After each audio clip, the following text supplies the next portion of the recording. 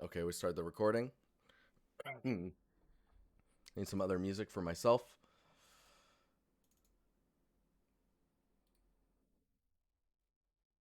Very, very good. Very good.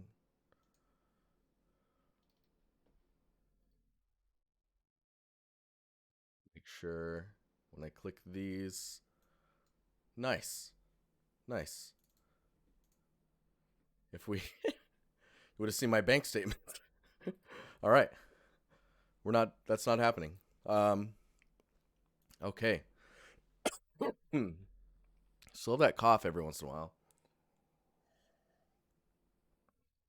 Okay. Let's get started, huh? Let's see let's how we let's see how we do here. So, Nicholas, you're currently working on an environment which will be combined with my previous project, the warthog and the ODST character of a friend. Nice. I would love to have some feedback on it. A lot of it's still in blockout phase, but I think the overall focus of the scene, the main entrance of the NMPD building, the mood I want to give it I want to give it is there. The lighting is not done yet. I will give it a second pass later. Too dark in general, you think? Okay, let's check it out here. Oh man, it's already looking pretty cool.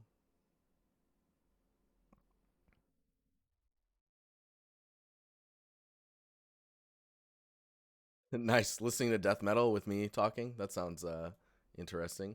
We'll just put me down here. Okay. So this is the let's see here. Edge decals, mask for dirty and tileable texture, trash, combat trace. So you're doing a lot of material stuff, right? And I can see there's some propping going on here. I would make sure. Oh yeah, dude.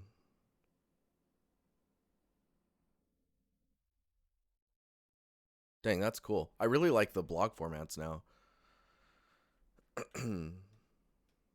So I guess we just pause it when we're at the right spot. I think right off the bat, I would say so. The water is pretty cool that it's on the side there.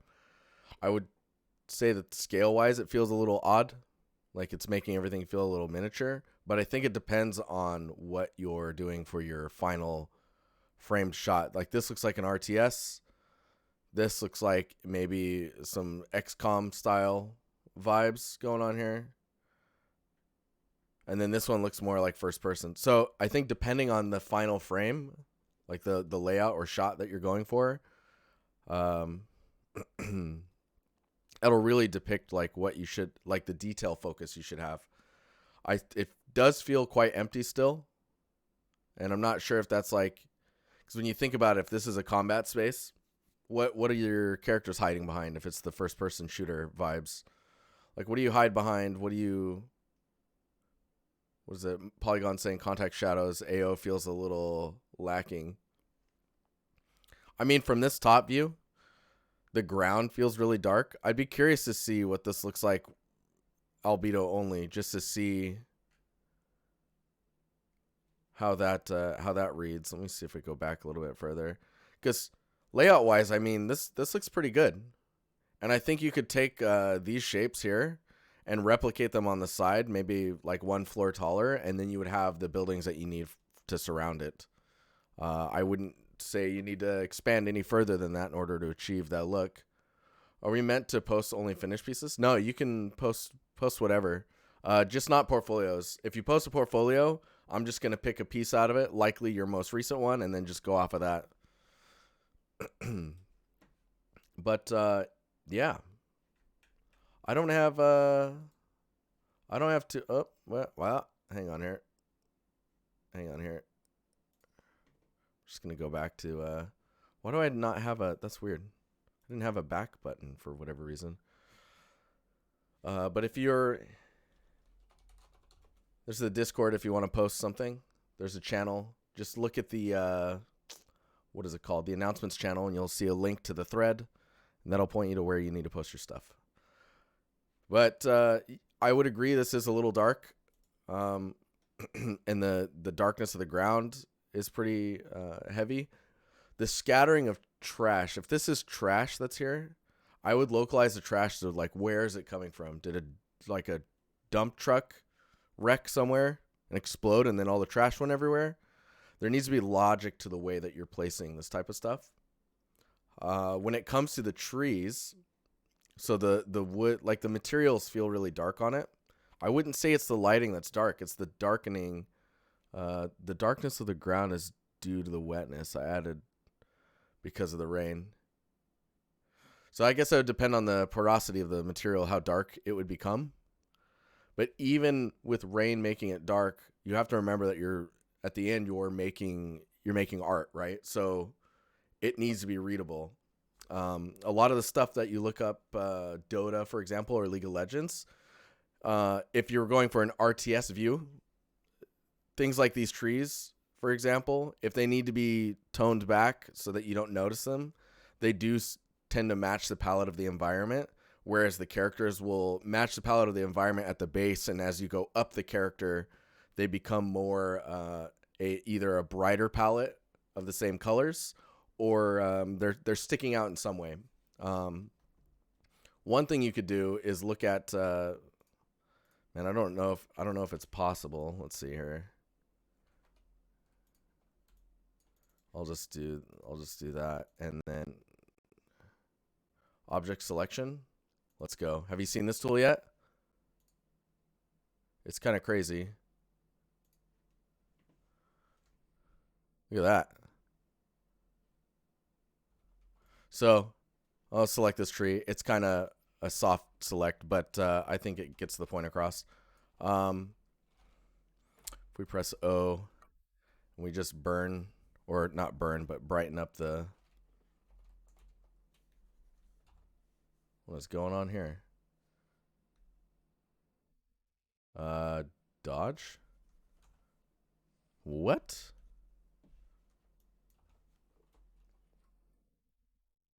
So you can see if the tree was brighter, right? I'm just going to hack this. If the tree was brighter near the top and then darker near the bottom, you get the pop of the tree kind of coming into the scene. It's just a matter of understanding and breaking that down so that the scene becomes more readable. And then the other thing that's probably just as important is just the logic of the space. So like you have trash here, right? But maybe there's trash cans in certain spots. That's where the trash would be if the trash can tipped over, right?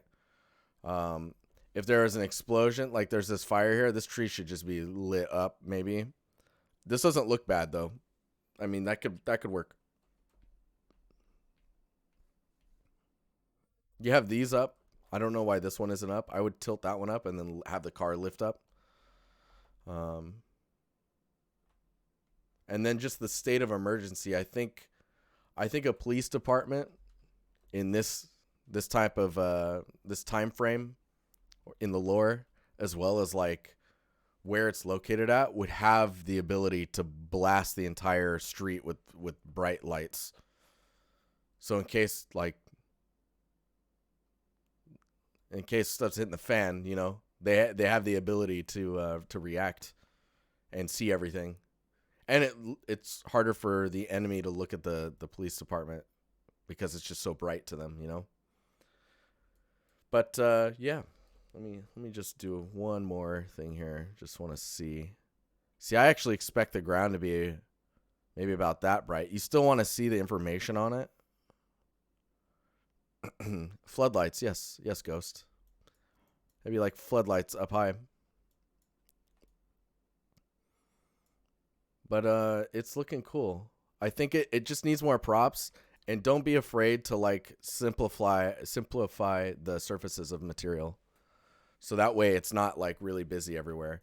And that like your trash is doing that same type. It's adding to that problem.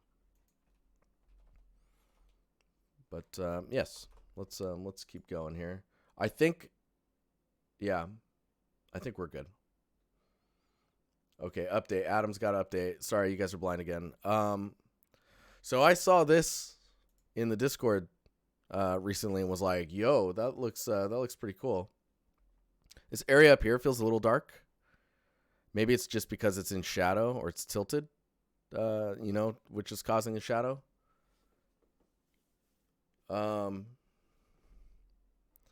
But this doesn't feel like wood to me. Like this area up here, this is okay. Down here is all right. This doesn't feel like wood. I don't know what this material is. And I think it's maybe it's a combination of the detail normals, the way the light is being received on the surface of it.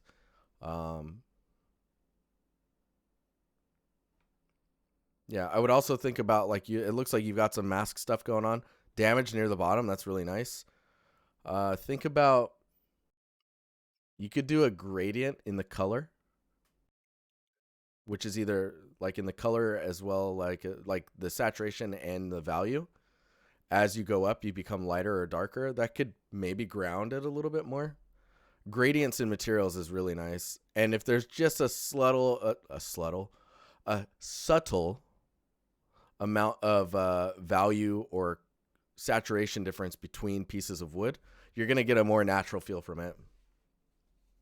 I feel like I'm talking through something tonight. Yeah, these rings feel pretty clean as well. Or like the way they feel connected. They don't feel connected. They feel placed. Joe, what's up, man? How you doing? Yeah, the glass does have that kind of dirty look to it.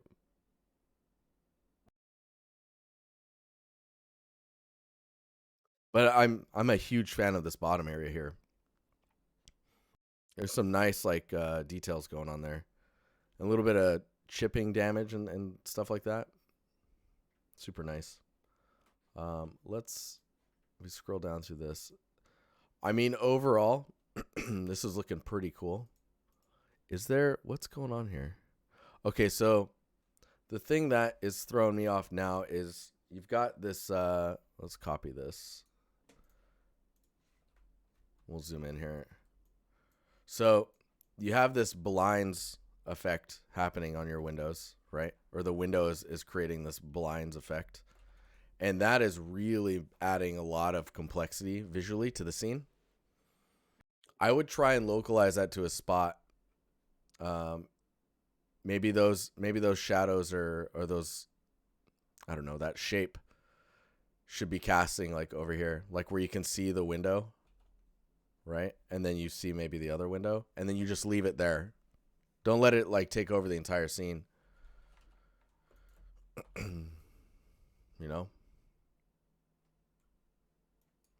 Yeah, this is a great addition.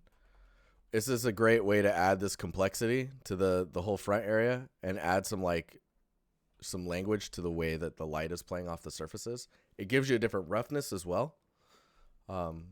These pieces of wood are huge, but they're not these are supports, right? On the underside of the building or of this floor. They're not really throwing me off. They do look really big, but I think as long as maybe you get an edge decal on here, not too heavy, but just a little bit of edge decal, break up on that edge would be nice. What's up, Melissa? How you doing? This is looking good though, man. The focus is definitely here.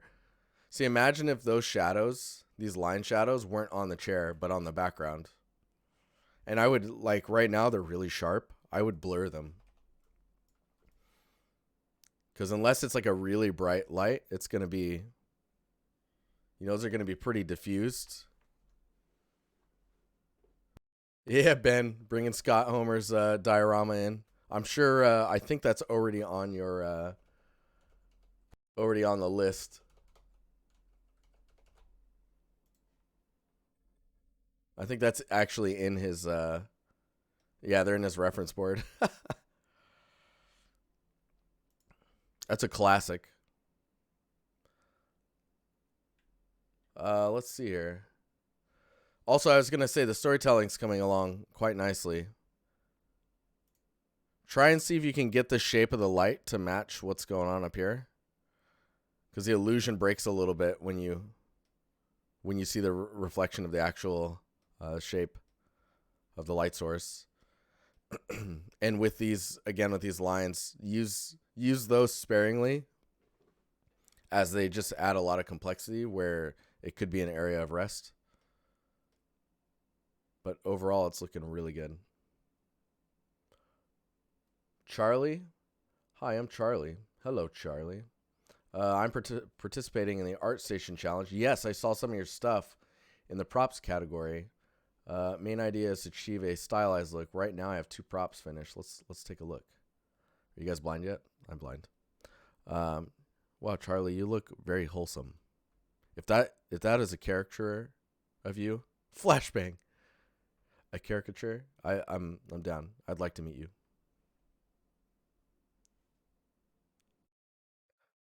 Uh, yo, this looks great. I don't know what this material is, but that looks cool.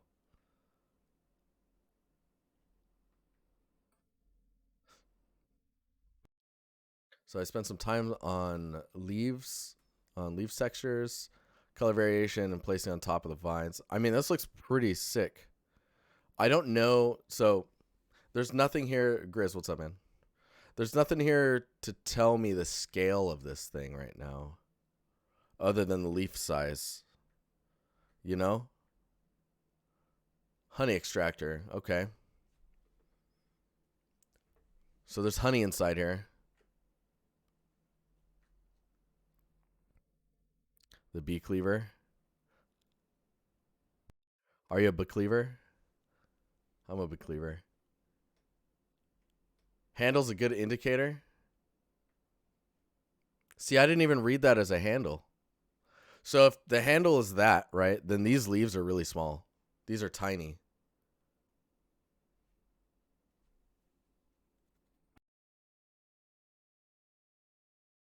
It does look really interesting, but yeah, I'm having a difficult time understanding the scale.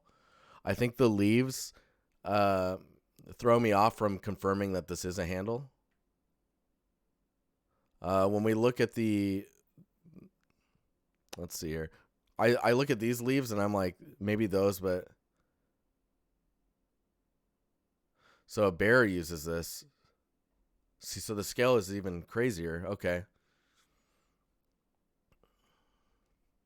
I would still I would go outside of the safety range when it comes to the scale of stuff, just to make it quite interesting. Like the leaves, have some that are quite big, you know.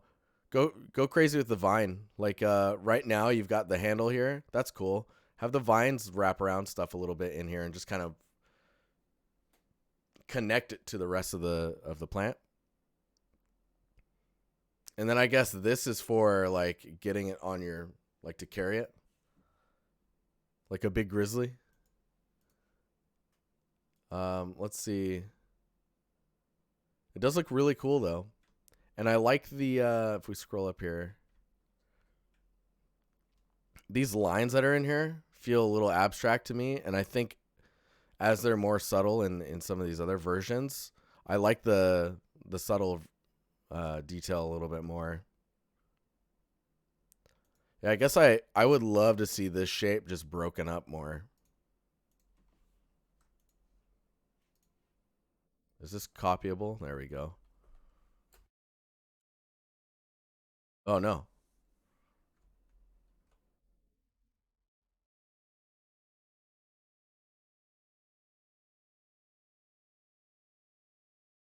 You know, where it just kind of extends outside of itself. I'm just gonna like do some like hackery doodles here. Just a little bit more wild.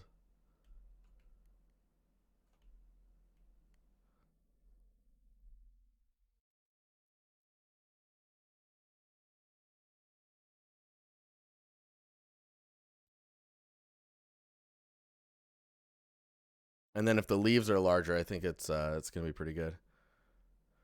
No, I think I think you can join. Just find the thread.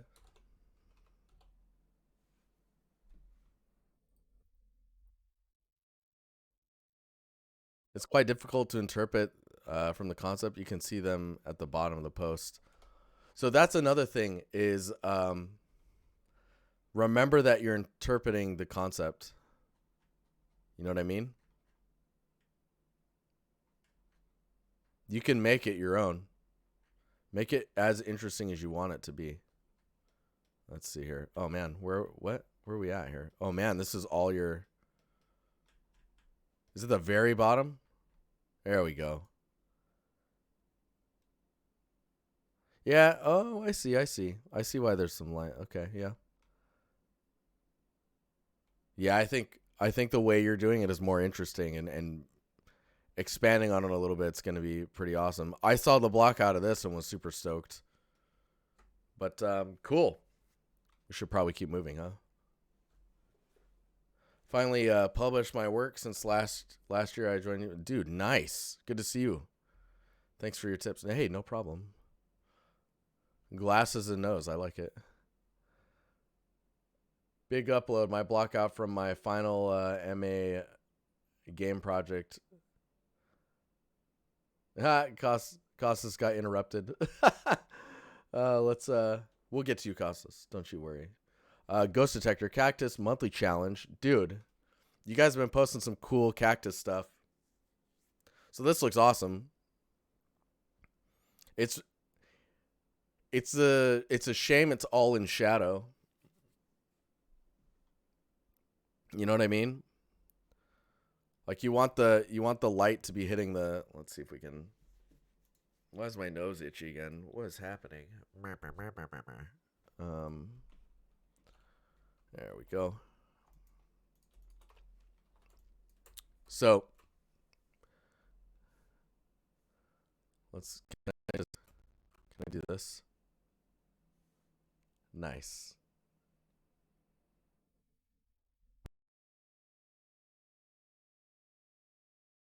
Like that? Does that work? Why is it so soft? Is it because I'm not? There we go. Okay. Let's invert this. And we'll just do that. Okay. Magic. Shadows? No. Midtones? Highlights. There we go. Okay, so imagine the light, it's hitting of course this is being burned and super bright. But if you got light hitting these edges, you're going to get a much more like interesting scene, right? Maybe the light's hitting this and then this goes back. So let's maybe shadows. Let's just push this back here. So if this gets pushed back and these are forward, maybe there's some undershadow going on here. So you've got these shapes happening, right? And now that you've got that light direction, you can use that to push the light on these on your plants here, which is just going to be that much more interesting because of the. Do you see? Do you see what I'm saying? Oh, I'm excited now. Let's go.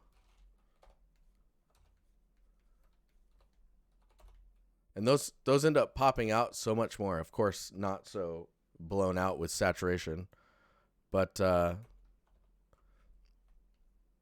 then it really highlights itself, And then if you need for framing, you can push the highlight over here as well. Let's see if we can't. Maybe midtones is going to give us a little bit more of what we're looking for. And yeah, it's really subdued, and I think the scene deserves more than that. I don't even think you need cactuses over here. I do like the addition of the little grass pieces. Maybe these guys need a little bit of attention.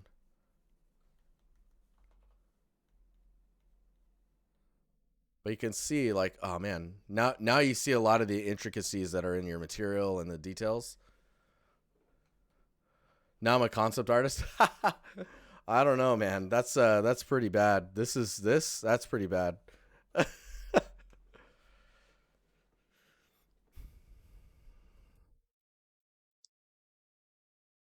Wait, you got taught the word danger pickle? That's hilarious.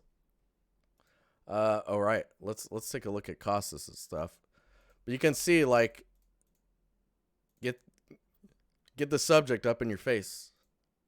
You want to feel those pokey pokes. It is definitely Danger Pickle. KC. Okay, let's see what's going on here. Flashbang. Music space. Oh, this is interesting with the text. I got questions though. Oh, well, let's see if I got answers. Let me keep flashbanging you real quick here. Sorry. Casey, there's a lot of pictures, bro. VFX. So is this just you? This is just you working on this, right, Casey?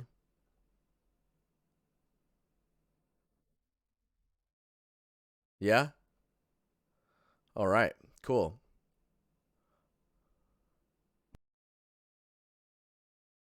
How long do you have to work on this, Casey?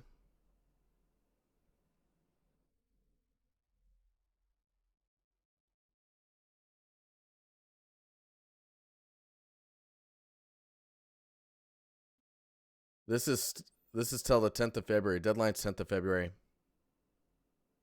Okay. Let's let's look at this view. So what I would suggest doing, too gray in your opinion, Ben? I think Ben's right. I think I would highly suggest solving the ceiling just in block out. Just figure out what you want the ceiling to look like. Make it interesting for yourself. Bray thinks it's just gray enough. I'd solve the ceiling, look at the scale of stuff. Scale's looking a little funky. And I would highly suggest picking a corner and cutting everything else. Pick a corner, cut everything else. Like, so we're here. Like build this fireplace area. That looks really interesting. Never seen a fireplace like that before. Yeah, like cut this whole thing out. You don't need that. Or if you're doing this, cut this whole thing out. Definitely.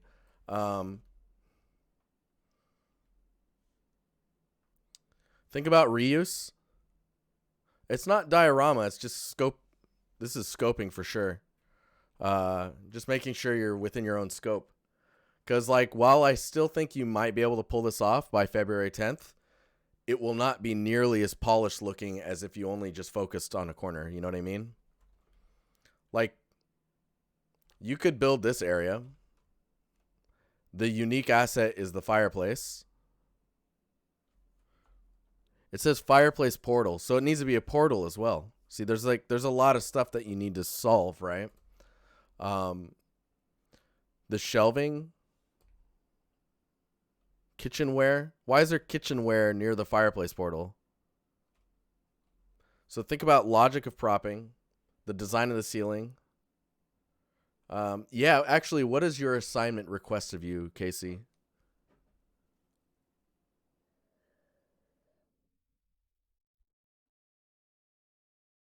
Used to be a portal. Snack delivery.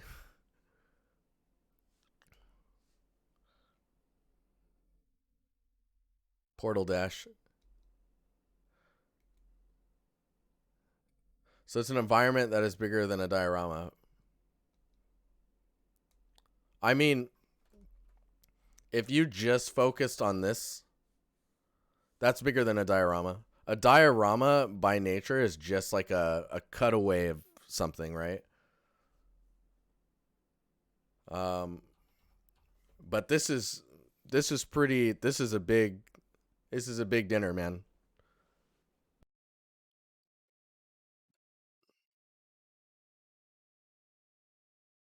But I would pick, like, if it needs to be bigger, I would do this.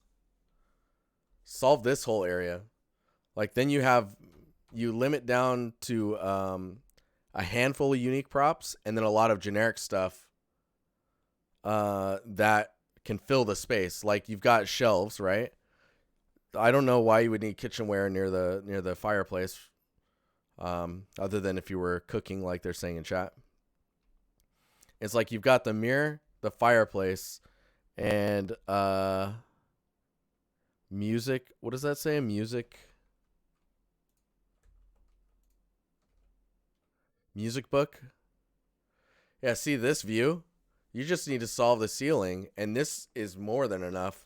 You could frame this with the table, just some props on the table.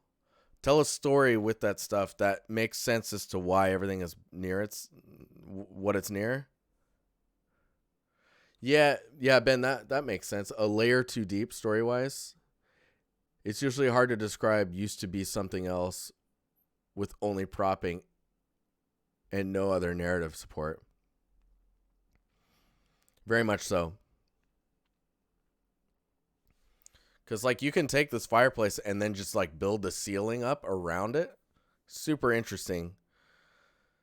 Got the shelving, some books, like all those, what I say are the generic props, or like the filler props that just kind of fill the space, can be then used over here. And then the only thing that's really unique is the music book and the mirror.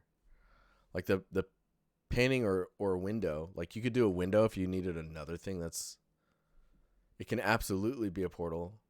I wouldn't even, that's like, I don't know. I'm not too interested in a portal, but a fireplace seems more grounded to the viewer. You know what I mean? They're like, oh yeah, it's a fireplace. And then they just accept it. Whereas if it's a portal, if you don't sell the portal enough, they'll get caught on it. And then they'll always question the portal and never look at the whole scene. It could be interesting to imagine a new ground, quote unquote. Actually, it's very flat, and it could be interesting to have little stairs that go up to a fireplace.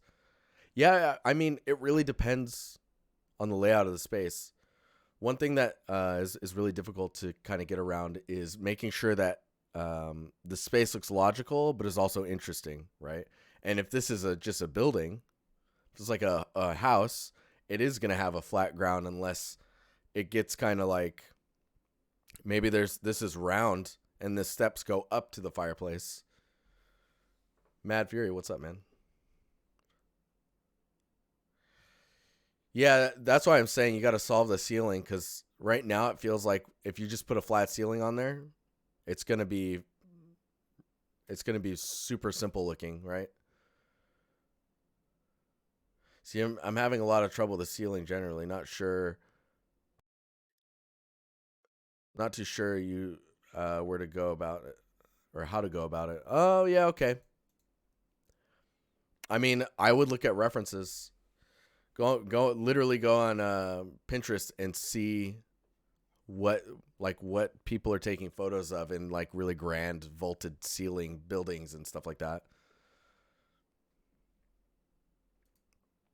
But yeah, I would immediately descope the scale of this.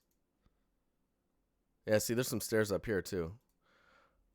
But I'd cut it down to a third of its size, just for your own sanity, and then you can focus on the quality of your assets and the quality of the lighting and just how everything kind of, comes together.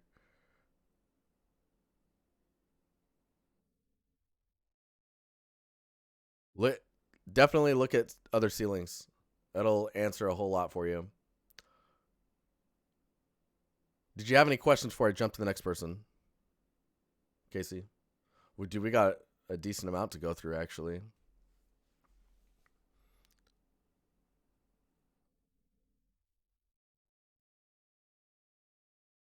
No, we good. Yeah, I believe. Casey, I've seen your assets. That's what I'm saying. Like, scale the scene down, and then you're able to really push the overall look of stuff, which is really exciting to me. Seeing you flex an environment on your own will be really cool to see. 3D design, what programs do you use? I use Blender and Substance tools like Substance Designer, Painter, Photoshop, ZBrush for sculpting. There you go. Designer's got you. Where are we at now? Niels C. Flash. Dude, this looks cool. This looks really interesting. So some crits on the texturing of the axe head would be appreciated. Still got a lot to do. Just laying out the base. Reference Anton. Is it Kazakov? That's a cool name. So this looks pretty awesome. A bit stylized, mainly because of the edge highlighting that's happening on here. Explaining what that is going to be important if you're going for a very realistic look. It looks like it's semi-stylized, but not in other ways. There's also some weird shading going on here. I'm not sure what this is about.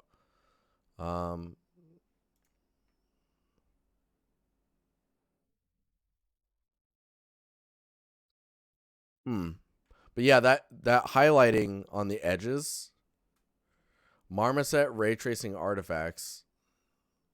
Is it?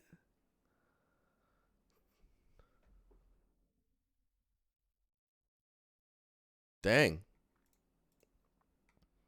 So the background is maybe too much of like one bright value.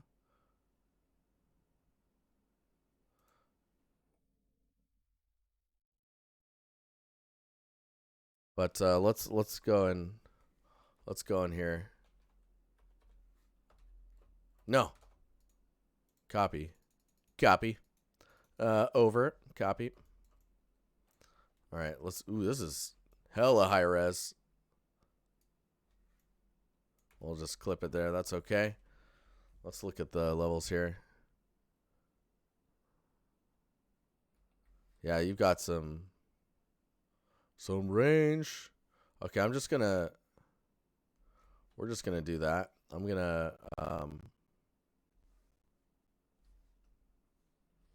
we're just gonna grab that thing here, and then we're gonna subtract out this.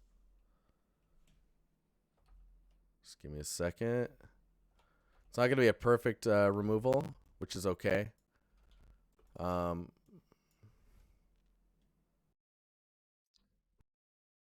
It's like, man, come on. No. Okay, screw it.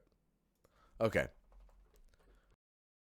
So ignore all the little white attributes there. It does feel a bit washed. The rust could maybe get a little bit more of a pop. And remember to, like, it looks like you're doing it, but the paint, make sure the paint is really like kind of pushing its own. But the detail work on the textures is really interesting, and it's just that those edge highlights being so light feels strange to me. And they're so consistent that it's more of a stylized for better color. Yeah. Yeah, you're talking about where we at here? The camera raw filter.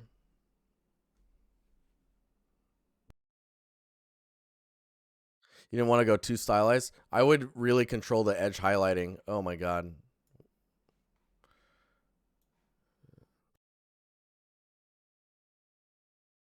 Is this like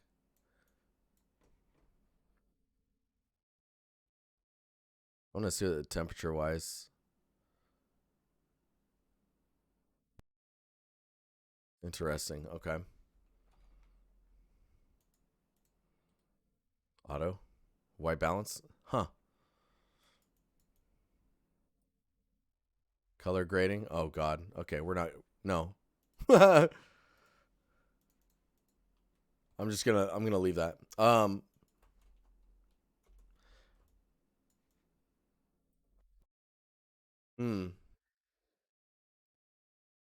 I mean it's more about just understanding materials, and like I would definitely you think I should just do an auto? Interesting. Okay, hang on here. Just gonna get rid of that. We're going to this one. Filter, camera raw, filter. Wipeout, what's up? Where's auto? What is happening?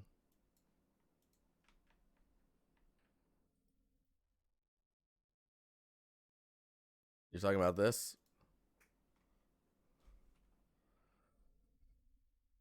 Because, nope. Thanks. Oh, I just repeated it. No.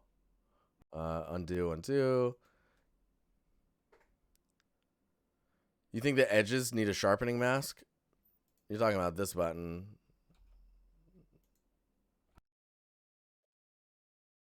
Yeah, that does a lot actually. Nice. It's it's like you need to understand what is happening here. Is that the raw metal that's being exposed? Is there rust that goes onto that? Is it all exposed evenly? The rust should like bleed into that stuff pretty heavily, right? And it's not going to be everywhere. It's probably going to be pretty raw around here, but not so much in the rest of it. There's a that really good texturing tutorial on ArtStation. Definitely watch it from Jason Ord. Worth it. Worth every free penny you got because it's free. So use your free pennies and watch it.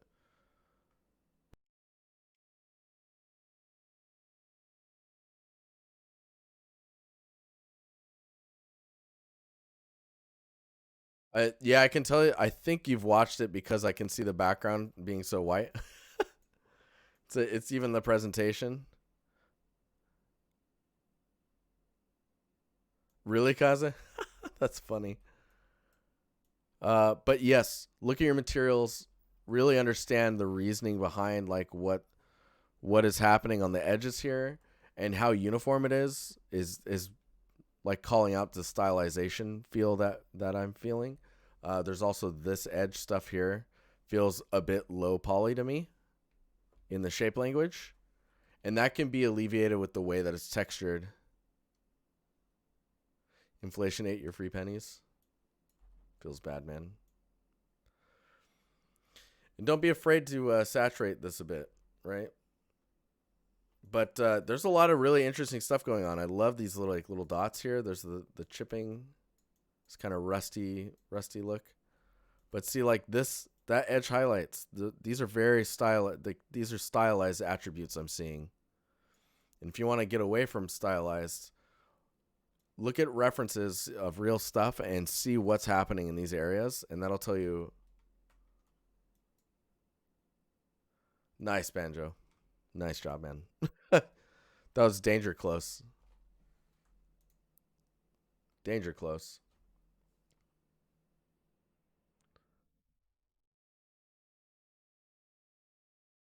But the prop overall is really cool.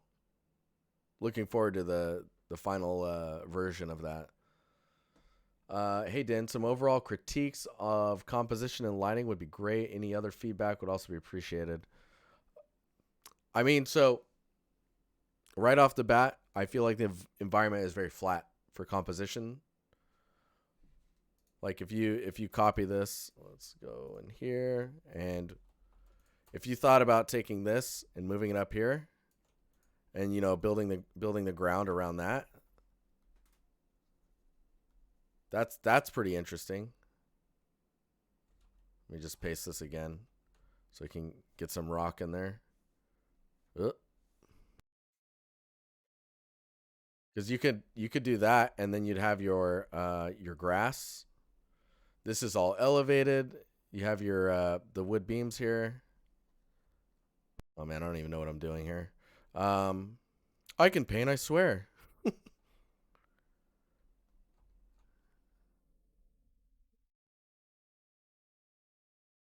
Fill this all in here.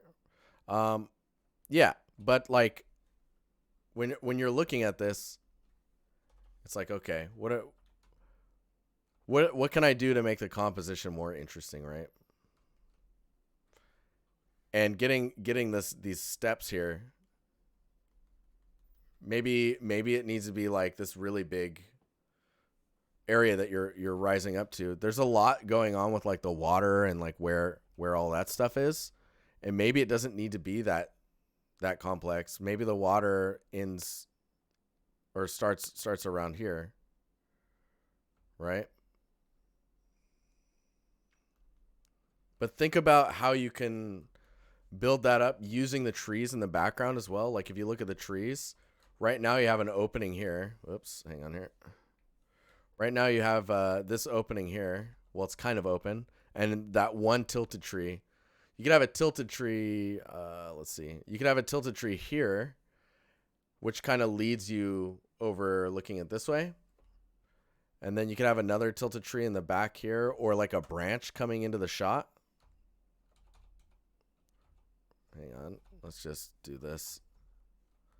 You could have a branch coming into the shot. You could look at just the way that the background is opening up with the light values here. This stuff. That could open up behind the character, right? And then you have your trees kind of cutting into that, and then it can frame, because you need to be thinking about this is the focus, elevating it, bringing in all the trees around it, opening up behind it to like build that framing, letting us see the path. Right now the path's being cut by this piece of wood here, this post. If it was a little bit more open, you could see the path more. You know, those types of details, just helping lead the eye, give us a path in. And whenever you introduce water, you have to remember too that like where the water edge is needs to be treated. Needs to be treated with respect. It needs to be solved in a way where you can understand that it's water, the water edge, and what happens to the dirt when it's here, right? So like you've got these rocks. Maybe there needs to be some rocks here, right? And then maybe it transitions into the grass. And then the grass can do its thing on top of the rock. You know?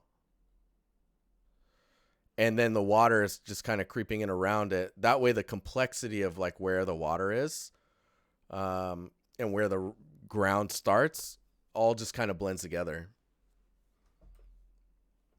And then you don't even notice it. The water is just part of the scene, you know? And it's the same story here with the, like, this is where the ground, or where the little island starts. And knowing where that is and understanding what it looks like at the edge is going to be really important. Yeah, and the white space, I would agree, draws too much attention. Right now, everything is very bright, and I think it's doable. I think as stuff gets further back, it might be worth, let's see, it might be worth, you're already kind of doing it. See, there's some red coming in. It might be worth pushing that red just a little bit more. I'm just going to hack this together. Don't mind. I cut you down.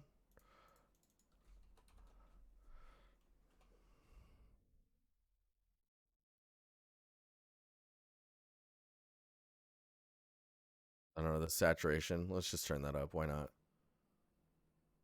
I want to see, because I think washing it out is kind of weird.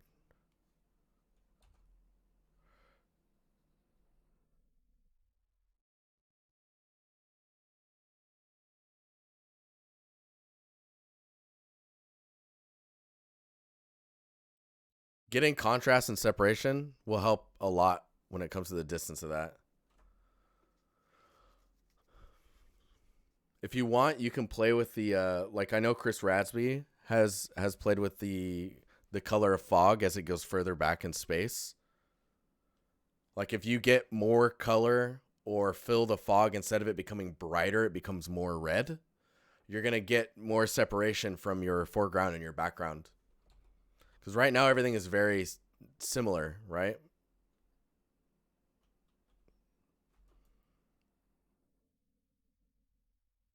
But I like where it's heading. I like where it's heading, dude. It looks cool. Hopefully that helped. I'm gonna jump to Marcus here.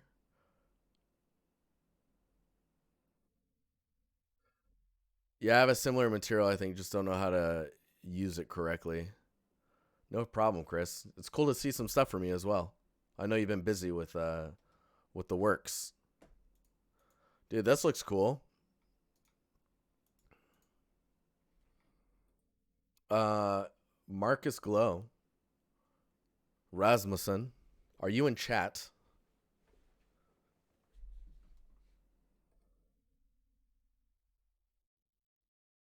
Hi. Could you DM me the ZBrush file of this? Is that too much to ask of this mesh?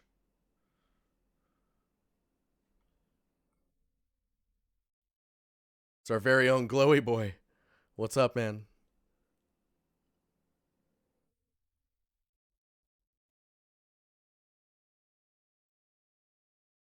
Oh, you guys are about to get flashbanged again. I'm so sorry. I'm going to try and avoid it. Okay, we avoided it, kind of. I started up ZBrush in the background. You liking that mustache? We'll see. We'll see how it goes. We're approaching the halfway point of the month, so about to go crazy on the sculpt? No, not crazy. But one thing I want to illustrate is the softness. Zoltan's got the faith, dude. The thing I notice is it's still growing outwards. It hasn't started to like drop down, so this is going to be like one crazy monstrosity of a caterpillar. You know? But the thing I'm noticing with this is there's a lot of like very soft feeling details to it. And a lot of the times, like, you want that crispness in the sculpt, so that way those details come through in the bake. I mean, not always, and it is quite consistent how soft everything is. Maybe that's the style you're going for. I'm not sure. But design-wise, it's like you're going to need to figure out how this connects here. Silhouette-wise, it's quite interesting. There's a lot of information that's in the stone that I'm not necessarily... Like, down here, this is great. This type of breakup, this is really cool. I don't think you need as much surface breakup as you're doing right now in the sculpt. And then, yeah, because I feel like when you do a sculpt, it should be this type of information, which is like broad structural changes, not the smaller surface changes. Oh man, you zipped it? Was too big to upload directly? All right, let's see if I can grab this.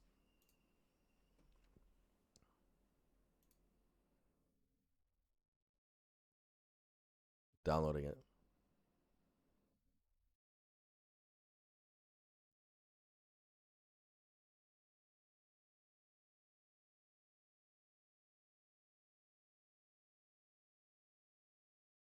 Second here, downloads. Is this just, can I just drag this in? Or can I double click it?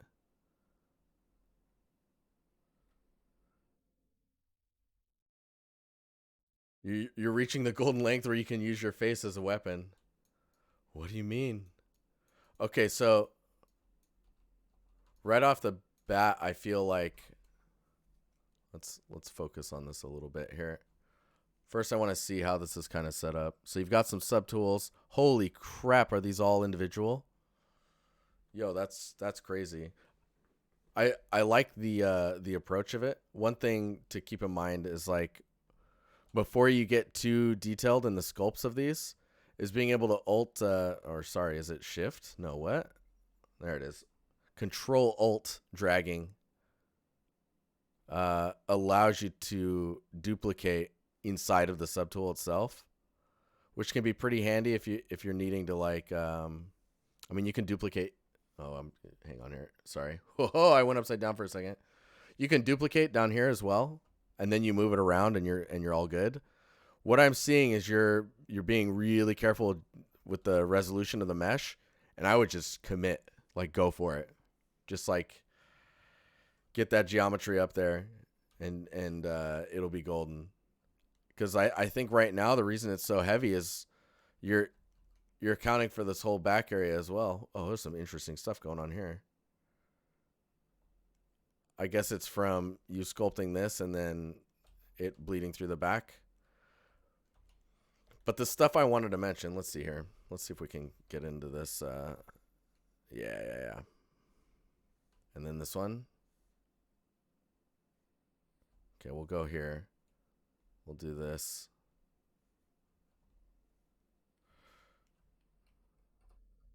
This isn't bad. I mean, this is looking really cool. I'm just going to divide it again and hopefully not like melt my... So you can see when I divided it, I turned the smoothing off. And so the subdivision didn't change the detail, right? So if I undo that and we look at... where is it at? If we go to Dynamesh, if you're Dynameshing this, you can turn the blur to 0.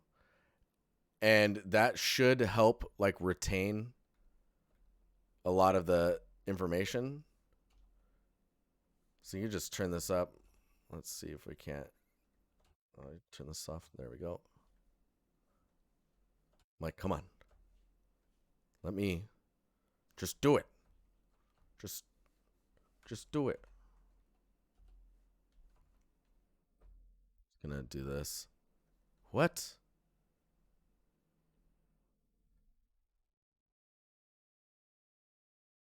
Oh, is there a... What? Okay, now I'm like... Have you heard about... Tell me, Kaza. All right, here we go. It's Dynameshing now. 2.7 million.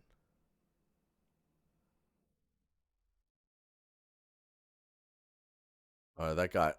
Okay, that got a little weird. But when it comes to smoothing, I'm going to show you you probably know about these. The smooth peaks and smooth valleys. These are super useful for when you need to smooth out details and not lose these like sharper details. Like see, this is just smoothing the inside area. Whereas if you smooth and then do the peaks, it'll smooth those, but keep the inner area sharp. But I think... What is happening? Getting all types of weird stuff going on. But when you're looking at flattening surfaces and polishing, do we have them in here? Do I not have them? What? Oh, I'm super confused now. It doesn't look like I have them. Orbs brushes are super good for this type of stuff.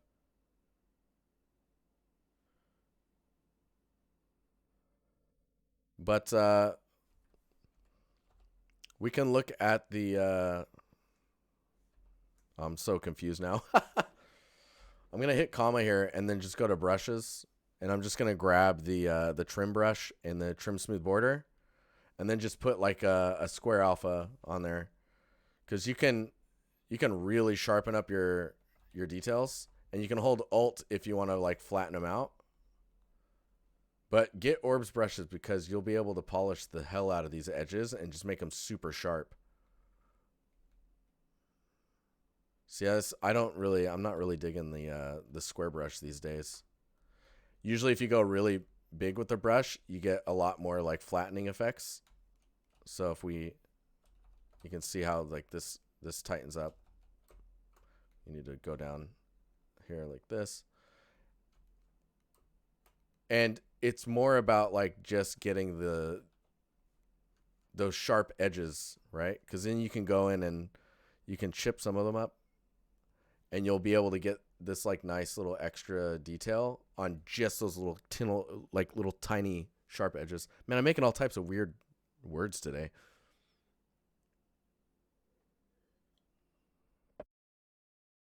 But yeah. I mean, sharpening that stuff up and then using the damn sander brush to just like scrape into these areas is going to be really useful. Don't hesitate to like make that like nice sharp cut that goes between the shapes, because then you'll really feel like, okay, this is actually going This is actually a rock resting on another rock, you know, and getting those details. Less fine detail. So for stylized like this, you think bigger, chunkier edges. It depends on the style you're going for. But I think when it comes to like sculpts and readability, you're going to want these like sharper edges. You can do that in the texturing as well if you want softer. Like this is, because this is quite a soft look. But yeah, I don't want to float on this too long. I just wanted to highlight some stuff I'm seeing. This is really cool. I like these. See, and you can use like that damn standard brush to like slash the geo. I mean, there's other slashing brushes as well, and orbs brushes are going to be freaking the bee's knees for this stuff. But then you can like tell stories on the surface of the geo, or like how the rock had been damaged or broken, right? And that the interaction between all of those cuts and chips and dips in the surface, those tell the story of what happened to the surface itself. Like, see, this cuts in pretty deep. You can add the complexity there if you want. I guess I need to emphasize that it's very specific. You can see I'm bringing that detail back up here, and that's just the trim smooth border, but with Alt on. So you can like push this down and then Alt bring it back a bit, because it's just sampling off the normal that your cursor is on. But yeah. Anywho, really depends on like how, like what's the complexity of the chips and dips, yum, that you want. It just I just wanted to highlight that it feels a little soft, and some of these shapes feel more stylized. Like I really hesitate to polish an asset with the tools, because like I think what you're doing is, from what I can see here, there's like polishing the mesh itself. So like you can see I did all this sculpting here, right? But if I click polish on here and do this, it's going to like tighten the geometry around those areas while it polishes. Oh man, it's projecting too, which is kind of rough. This is going to take a minute. Pog, Jeff, what's up, man? How you doing? But you can see like you lose a lot of the, oh no, I lost the nib to my pen here. You lose a lot of the information that you'd sculpted in when it gets polished, and it becomes this kind of uniform, weird feel. And you can see what happens to the geo as well. It gets a little unwieldy. So if I undo that, you're getting much more like interesting surface detail. But yeah, looking cool otherwise. It's just some thoughts. That's all. Let's keep going here. And I wouldn't when you sculpt those stones, try and sculpt one, or try and sculpt like 3 or 4, which maybe you did, and then dupe those around and kind of like position them around each other, and then just kind of make your way down the surface to try and get them to look unique from each other. That way you're not having to like handle each one individually. You can like sneak off and build with the same one that's got like medium pass on detail. Oh yeah, see, this looks cool. Either way, nice stuff. Nice stuff. And thanks for sending me the file, man. It's awesome.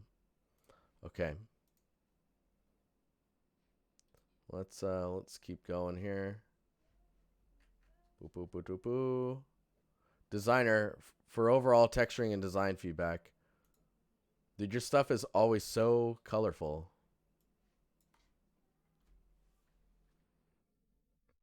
And you like to use this like edge shading, like a cell shaded look. Me likey colors.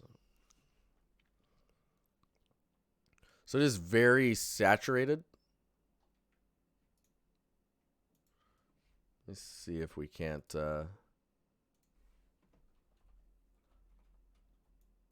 Nothing wrong with some colors, you know? It would just be like I would put the colors where they. It is very comic-y. I would put the colors where they make sense for what you're trying to make, right? So for example,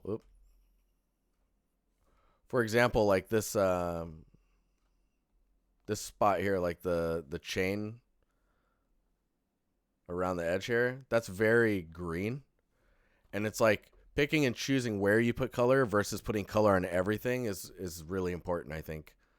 Uh, and I can see you're like exposing metal here, like this with these like little details here. It starts to look like stone. And then when you expose the metal, it feels like it's breaking the rule that you've already set with the colors here. Like if you're chipping the paint away, I don't feel like this is paint.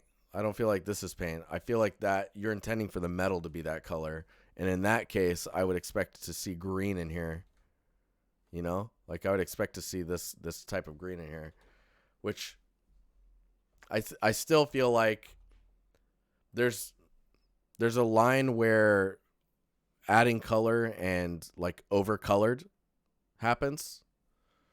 Um, like for example, this is definitely metallic, right? This is metallic value on here, but then you're using a color on it, which we don't normally see in reality. So, um, not without some crazy treatments that we do for like vehicles and stuff. You wouldn't normally see this, so it's hard to relate to the asset. Whereas like if you can make this feel like real in a stylized way, that'd be crazy. I do like the colors that you're using, like especially this color to this. Like these two colors together is really sick. Um, I like the painterly pattern you have going between these two colors. I would love to see some roughness variation and toning back these types of details here. So when I say roughness variation, I'm thinking like, what's the roughness of these stickers versus like the paint that's on the metal? Is this like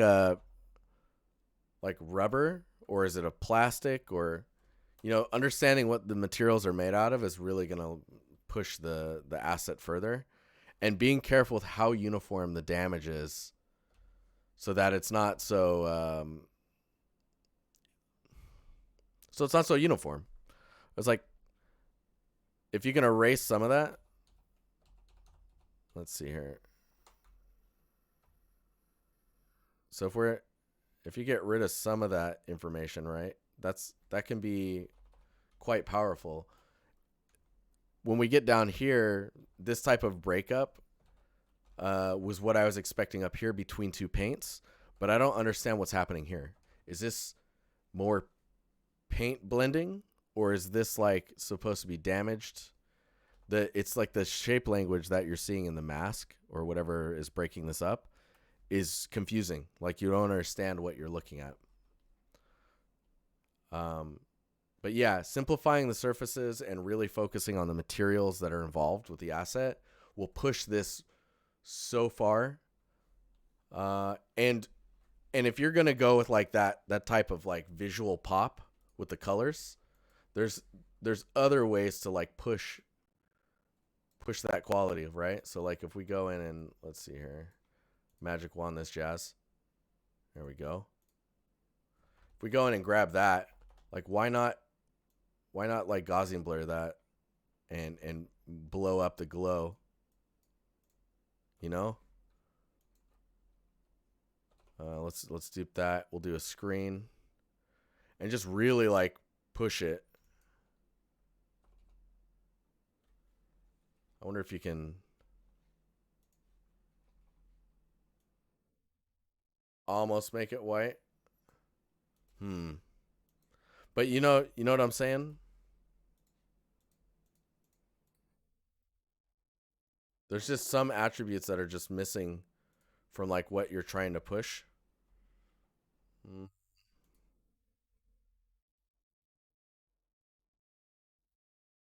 They almost want it to be white. And you've got highlights here. It's like just go full on with the glowy and like really interesting detail that you've added here. It almost feels like a ring should be here. And then this being green, I would try and make that something that you want to hold. You get scared on glow sometimes. I mean, you can control it, you know. You can put it wherever you want and then like tone it down and then just bring it up just a bit. Like look, now it's got a glow, but it's not even that strong. Definitely look at gradients too. Like you've got a gradient from here to here with these colors. But it seems like an opportunity where you see the green. Let's see if I can select that.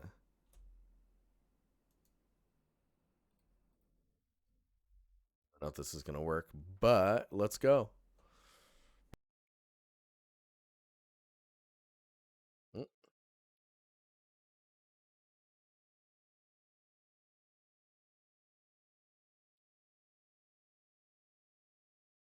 see, it's like that's just getting blasted right now. Let me see if we can go desaturate it maybe a little bit so it's not so bright. But see, then you're like, you have some gradient that's happening as it's going up that surface. I wonder also if you, this feels like a surface that should be like kind of shiny. Was it O? There we go. O, highlight. Yeah, get that highlight in there. Oh yeah, that's not working at all. Very difficult to work with such saturation already. Because it's basically blowing out in saturation. But you can see like there's certain attributes that are here that are just, they distract from the overall image. And they give you you don't get the area of rest you're looking for.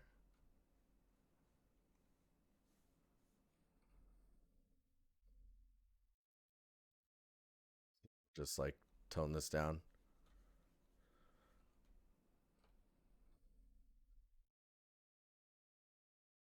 You can see like it becomes easier to look at the details and appreciate your details when things are just toned down, complexity wise. Let's see if we can just, even here, I feel like you don't need all that info there.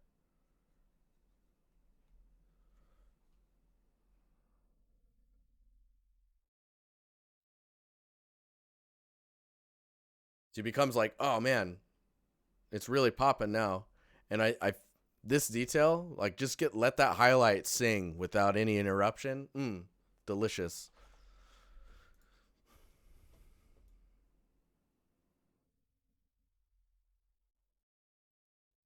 And then give us some type of relatable material like this one. Maybe this one should be like really toned back color wise and look more like a grip. Could be cool. But yeah, thank you for sharing this. It's pretty cool. Kizzle, dude.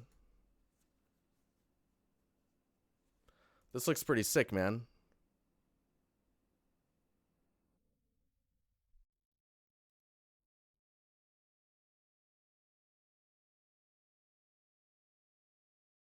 So when I looked at this, I was like, huh, okay. And then I looked at like this wall and was like, dude, we scroll up here and you look at this. So the things, so overall, this looks cool. Overall, this is really nice. When we scroll down here, the surface detail on here is just really kind of destroying the work that you've put into to all of the surfaces. It like distracts you. I think up here it's not as noticeable, but I wouldn't put all that info in there. I would just smooth that out. Let it be the horizontal pattern it is. And I guess when we Let's see if we can get that 4K action going here. Yeah, dude. Overall, really sick. This is a piston, right? We should see some like scratch marks from the piston sliding on itself. You know?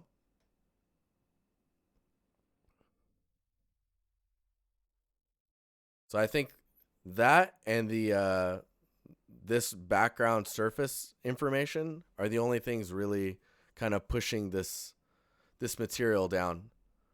The rest I think would be stuff like making the paint have a pretty consistent roughness versus the metal that's exposed, because the metal looks pretty black.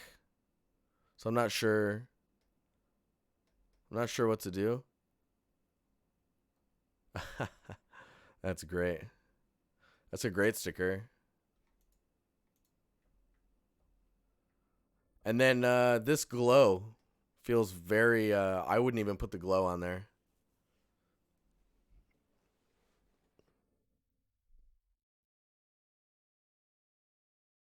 Just let these be their thing, you know? Putting the glow on it is kind of it reads funny.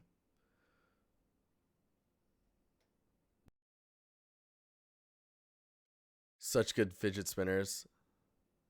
Explosive hand spinners. It's cool though. And there's a lot of work that went into here. Overall, the details look pretty good.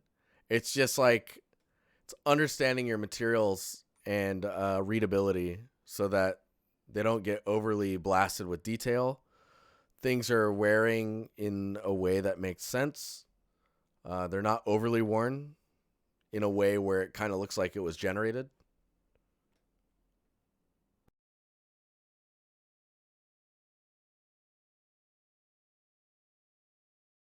I mean, the thing with glowing stuff is like if you look at references of like a glowing light point or an LED, right?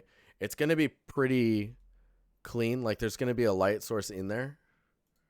And then from there, you get a glow around it that tends to be more of a color and less like this is very kind of like washed white.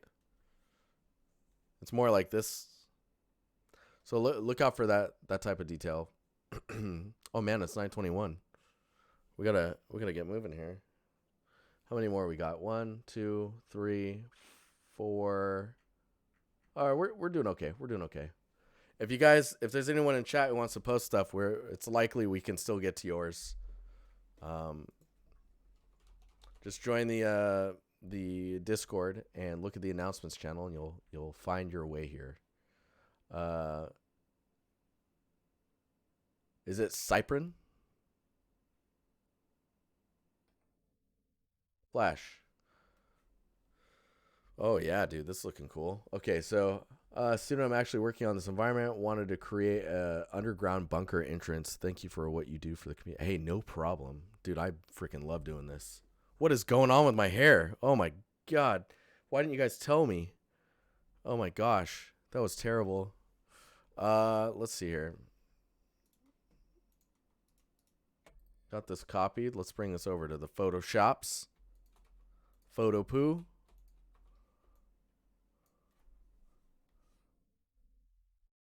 Like a terrible hair part. Ugh. Looked like alfalfa. Okay. So the ground's pretty uneven. And I guess that's okay. I guess it depends on what type of space this is. Like it looks like it's a cave, right? That was converted into a bunker. Is this the entrance or the exit? Are we inside the bunker? Or are we like, you know, where are we? I guess that's a question I have. I assume we're inside because of the propping that's around here. The entrance. Okay. Okay. So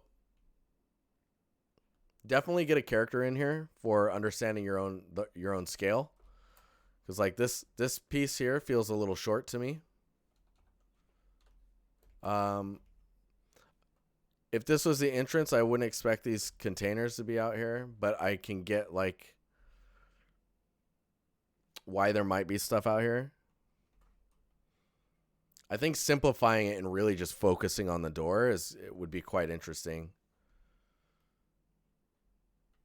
So probably no more props. Smoothing the ground out a bit more. Getting some smaller rocks scattered around the edges here.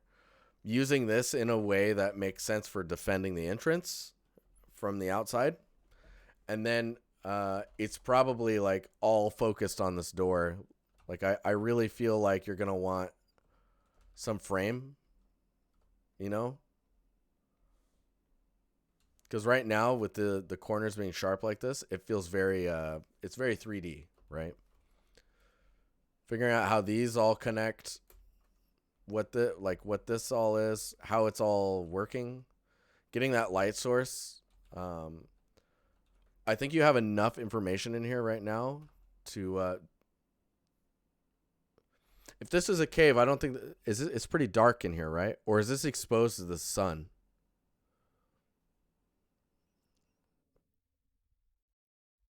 Because you want to make it feel pretty fortified. Like right now, you've got support beams that are like this, right? And then a back wall. I think I need to open Blender. Hang on here. Come on, Blender. Load. Do it.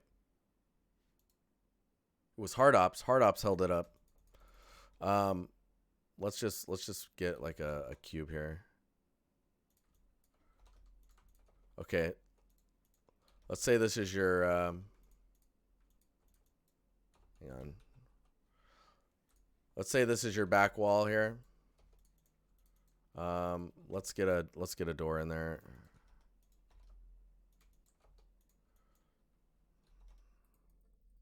I'm just gonna think about a frame really fast.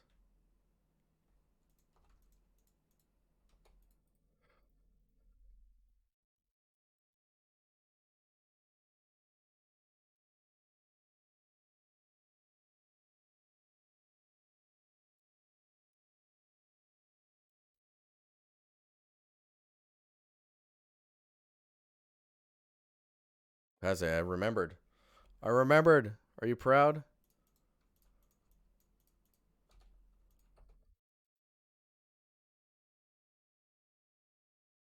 So if you extrude that in, right? Let's say this is the frame and whatnot. So you've got the pillars kind of in front. These pillars are going to go so quick. You know what I mean? Like if there's a firefight or a grenade or whatever, these pillars break and the whole thing is screwed. I'm imagining this as like construction wise, right? Cavity both. There we go. Now we can see. Now we're working with power. Oops. Let's delete that face. How about this face? Yeah, cool. You might want to, instead of a cube, a pillar that's like up like this. Actually, let's vertex. Instead of a cube, let's just shrink that down. Doing that, and then you have the other one over here. Maybe we should just machine mirror. There we go. Very good. Instead of having the pillars like this, maybe you want to think more, even more bunker like. Maybe it's integrated into the wall. Maybe can we just like grab all these, dupe this over this way? Nice. That's nope. Nope. Okay, we're gonna just there we go. Okay, so maybe they can do this, right? Then you've got this really reinforced look. Maybe the ceiling is pretty let's dupe this way. Maybe the ceiling is, whoops, comes out like this. And in that case, you can take these, go back like this. Maybe you go the other way around, right? You get this type of support action going on. That looks pretty strong. You could do a, you could cut this, let's see here. Come on, brain. Think faster. It's all thinking about like bunkers, right? You could take, let's extrude this up, grab this, bring this this way. And then we'll take this whole front face. I'm going to bring it forward so it's just over the door. And then let's just like box cutter that jazz. We'll bring this forward. You can make this kind of wider and just frame it up, you know? Maybe you can do this. Whoops. Hello. Because that's pretty, that looks pretty reinforced. And then you can take these. Oh, man. Come on. Come on, Din. You can do this. That looks pretty reinforced, right? You can even bring this out now and then bring these guys up to here. Maybe bevel this so that we get some edge there. Thinking about that strength does so much. So much. And these angles, these become difficult for explosives to kind of do their, their work. You can also take these, bring these up, and then extrude it down. You get that little edge there. That's kind of interesting. But, yeah. Entrances. There's all types of stuff you can do with them. Whatever, Wipeout. I don't know what you're talking about. Kind of does. That's weird. I mean, a lot of that stuff's World War II, wasn't it? But this is pretty cool. I like the rock formation stuff you got going on here. Really interesting. But really think about the way it's built, right? Think about this railing. Why is that railing there? Does it need to be thicker? Does it actually go into the rock? That's pretty intense. Usually they just end it, right? But yeah, I would do a lighting pass on this and really kind of find the framing, because this angle looks pretty interesting. Just get that lighting in there, and then you can probably move forward from there. Because then you'll know what you need to focus on and what details. Because I expect these types of details on the side to be relatively hidden, unless this light is casting some highlights on there. Pretty cool. Savio. Lipovina. Flashbang. Flashbang. All right. Man, I really need to... Yo, what's up? Hey, thank you. Rico B. I don't know if I'm saying that right, but thank you very much. So, let's see here. What type of tree are we looking at here? Because that's the first thing you wanna think about. I like the material work you got going on the leaves is pretty good. Like technically the light's passing through there and whatnot. That's nice.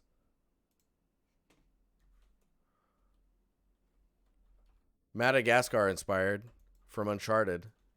So, but what tree is that? Do you know? Because that's my first feedback when you're making stuff that's like this, is to know, to have the references to like back the design, you know? Let's see if we can't highlight some stuff in here. So this kind of wiggle curve thing here is likely, it happens there as well, and it does this. You want to look at how branches are, you got to pick reference for sure. Do you know what the tree type is called? Or you can post the reference also if you want. Feel free to. But you want to understand the shape language you're tree is giving you. Like, how does it meet the ground? What does the trunk do that first couple of meters? Right? What's the nature of how the branches split when they change direction? What's the curve shape that they use? Is it a curve? Like, how does it change direction? What's the shape language of these branches, right? It's like, see, this breaks off this way. A lot of the language stuff, how plants and trees and stuff grow, there's kind of like a blueprint as to how it works. Like, for example, the base here. Let's say the base here is at 100%. Once it splits, usually, and this can vary on trees, but most of the time, the branch that splits off of it sits at about 50% of the original diameter of what it's splitting off from. So if this was 1, this branch should be 0.5, right? Or this branch, this larger branch. And then when the next one splits off, it'll be half of 0.5. Oh, you linked me. Yo. Nice. All right, cool. Let's pop this out here. Copy. Thanks for sharing that, man.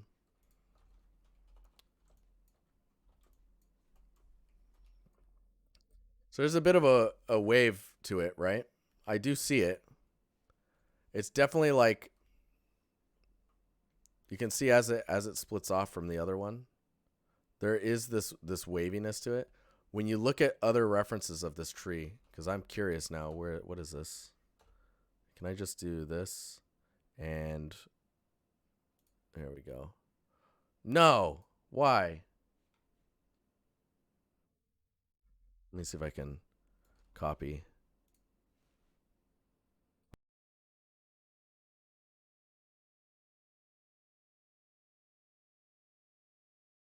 I'm going to do an image search.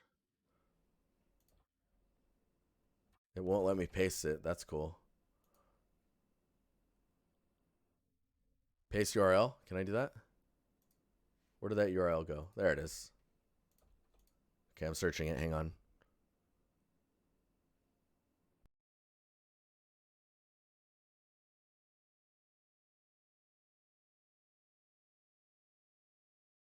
Okay, I found the original image on Pinterest.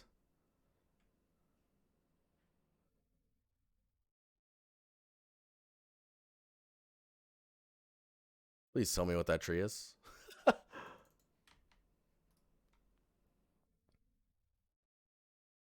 It's a stock image from an artist, a photographer. Either way, okay, we're wasting time here. I need to dig into this.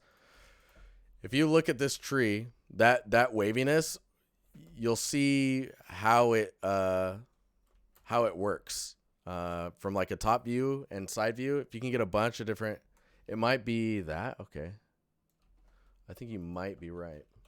But the way the waviness of those branches works is not too wavy. It looks like it, but it's actually like from a top view, it can be doing this and then it changes direction. It's not like hard changes. It's more of like a soft, and it does that, right? So there's like these little micro shifts in direction. And then you can see these little tiny branches or like little broken pieces. And you can see how like it halves itself every time it breaks off. Dude, Muffin, how you doing? Good to see you. But like, pay attention to that. And when you have a branch break off, try halving the size of the branch coming out of it. The other thing I would say is like these smaller ones. Save those for. I mean, I guess they can be used here. They just need to be more complex than what they are currently. And then the color needs to match the trunk itself also. When you're working with these types of trees, I would try, or trees in general, I would try and look at it with like flat, like unlit, to see how the leaves and all those details are kind of set up. You can see as well, the leaves are quite small and sparse. So reflecting that in your texture and making them quite small is going to do a lot. And if you need more leaves to make it thicker, just add more cards to do it instead of like trying to add them in the texture. Likely you can probably cut your leaf count in here, like scale your leaves down and cut the leaf count by like half, and then double the polys, and you're probably going to look a bit more natural. But yeah, watch out for the wigglies. Those get everyone when they start making trees. The wiggles. Okay. Let's keep cracking on here. Oh, David, buddy. This looks good, man. Hello. Heyo. Ooh, this looks good. Are those leaves in there? Are these little leaves? Please tell me those are leaves.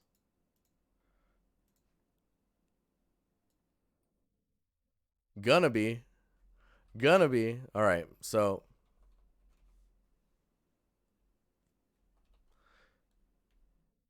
this is looking pretty awesome.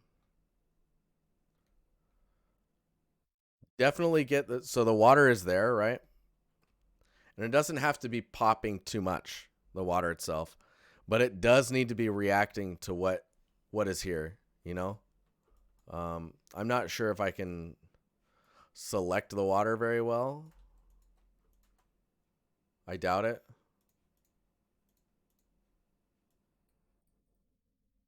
It's like you're doing a pretty good job of keeping all the colors pretty close together. So, not really helping in that regard. There we go. A little bit I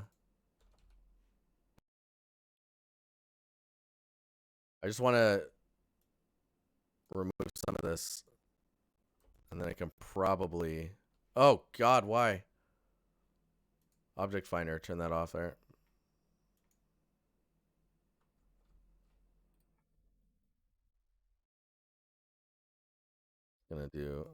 I'll just do that.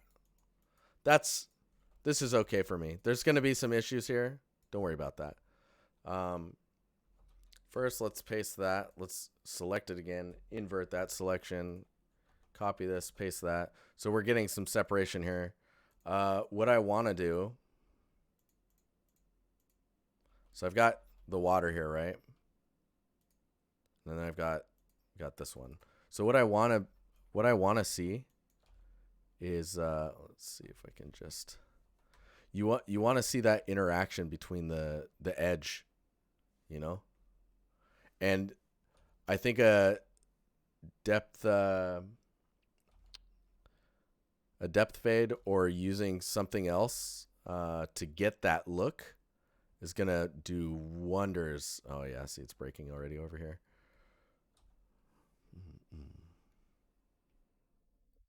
Because once you have that type of color interaction, oh man, the world will bow, you know. Let's tone this down, because you just need a little bit of that interaction. When it comes to these leaves, you want to make sure that you get those leaves like everywhere. Not as much as, oh man, come on. Come on. Please. You want to get those leaves all over where you can possibly where you can see them build up, you know? And then you want the random leaves on the water. You want them on the lily pads. It doesn't have to be too heavy, but just remember, because of how heavy it is here, logically, those need to kind of scatter themselves throughout the environment a bit, right? Don't hesitate to make whatever's under the water kind of toned down a bit, just to give you that depth and the difference. Compositionally, super strong. Right now, these guys aren't doing you any favors, but I think you haven't addressed them yet, because a lot of the other shapes I'm seeing here are kind of sitting in the territory I think that you're looking for, shape language wise. Right now, these guys look a little flat. Maybe give them a bit more of a curve. You can make the contact point with the water with leaves as well. Definitely.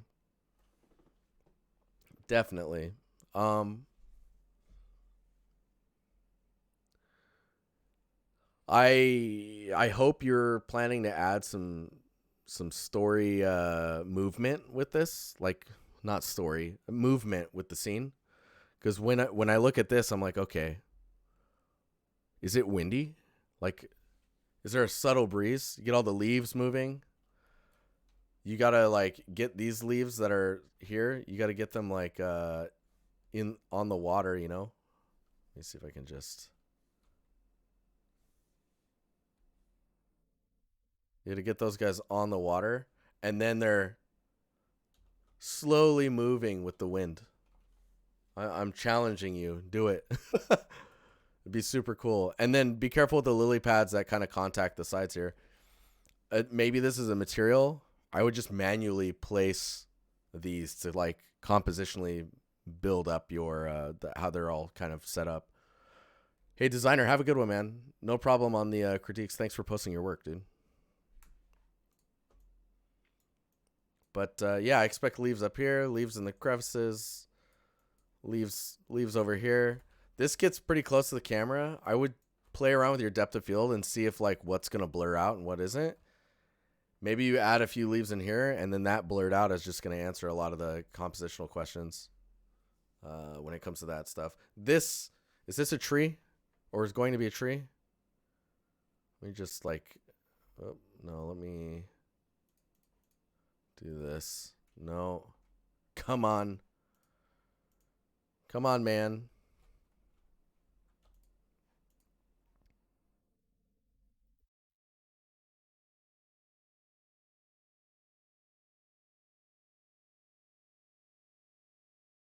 Remember to have some differences in like the warmth. Dude, look at that. Get that glow in there.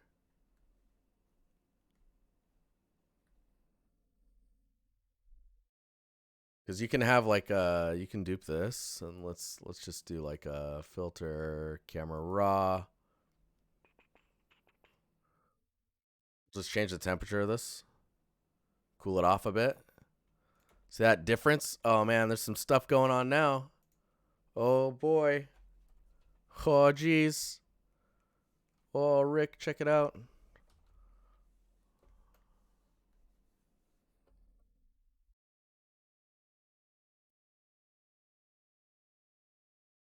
You just tone that down.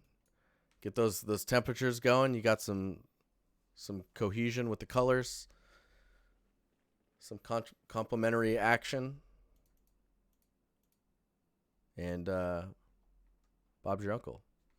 This is looking really cool though. Super promising. Don't forget your detail normals and roughness variation. Because like when I zoom in here, these lily pads are just asking for some shininess to them. You know, get a little bit of sheen on there. Super cool though. Nice job so far. It's really coming together.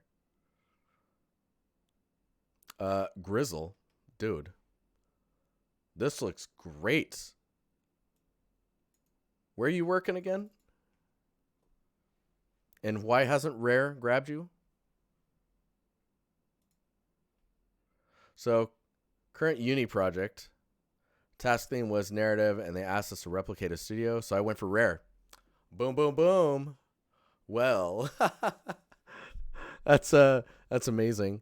To be honest, it was going to be bigger, but I got given an art test, and my uni won't give me an extension to my big submission.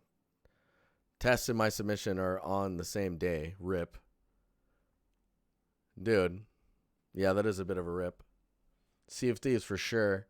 So let's open up a few more of these flashbangs. Sorry, everyone. Detail looks great. Shape language looks great. There's some nice gradients in the way you're texturing stuff. Dude, this looks freaking great.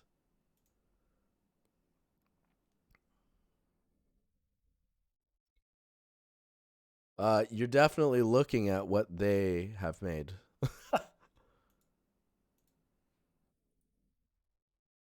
So when we zoom out here and we just look at this image. I mean, this looks awesome.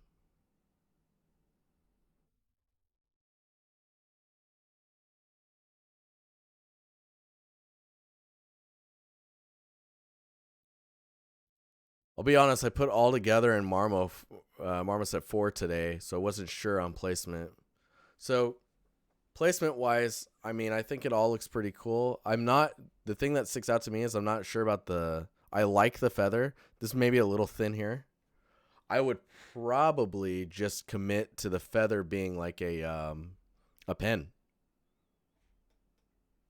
So then it becomes like this quill, to write on the maps and stuff.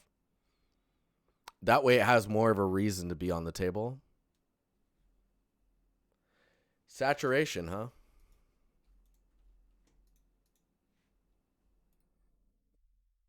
Dude, this looks sick, man. Looking forward to the final of that one. Oh, snap.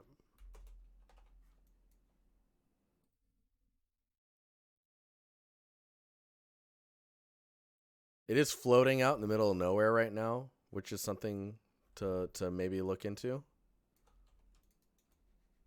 Right? But that's something you might be able to. I would just like present, if it's going to be floating in the middle of nowhere, just add that band that I always add. The band shape I always do. Is that really going to just so funny. Okay, let's do that. Just like, whoops. Just grab the background, do this. And maybe sample another color from here and just darken it. Because you do that band, right? And then you can do the painted pattern you got going on there. I'm not even gonna try and fake it, but right? You can do some pretty cool stuff with those gradients. Same way you were texturing. And then maybe we just tone that whole thing down so it's not like distracting you too much.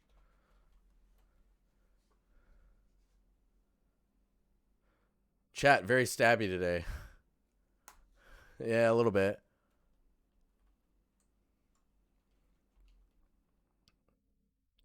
I mean, you could put a cutlass on there, or just like a giant, like maybe a machete. But so you get that detail on the back there, but I think layout wise it looks fine.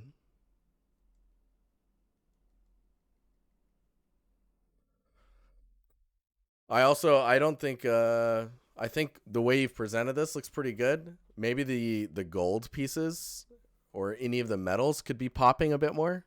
Give them that, not too crazy, but a little bit of a pop. Remy, okay, we've got 1, 2, 3, 4. We've got 4 more to go. I'm just gonna hit these, but I hope this is. Oh right, we were gonna look at the saturation. Let's do that really fast here.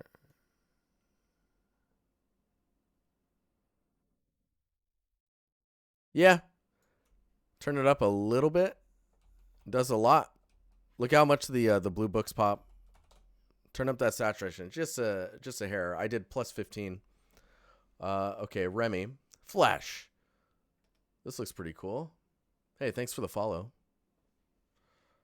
Okay, so here's your reference.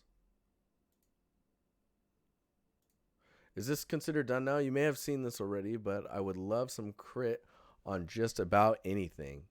I really struggle with texturing or textures, so it could be something. If anything else stands out, feel free. I guess when you're doing painted textures, a lot of the times it's how that surface reads, right? So depending on the style you're going for, I'm always a big fan of complexity of highlights. So you've got this highlight here, right? This detail here. Try putting that texture variation in there. Try putting it in your roughness and just toning it down a little bit. Can you push my next? I mean, yours next is gonna happen in like a minute. If I do. He is asking to be skipped. Don't worry, you can go back in the VOD. Don't worry. You picked a really funny time to drive. Do you have me on speakerphone? This looks cool though, man. I mean, again, I get some bloom going on in there.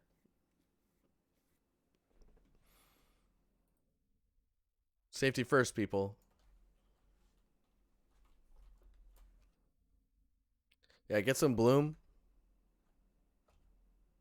and you'll be happier for it. This looks a little painted, but yeah, I think it's your roughness and just getting that to pop more. I wonder if you can just like.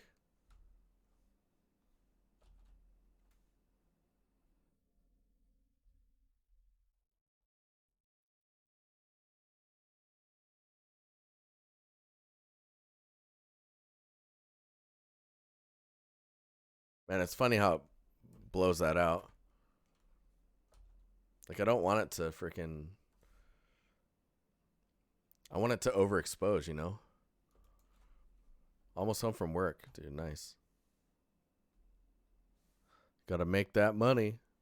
Gotta make that money to spend that money. Why am I doing this now? I want this to glow, you know?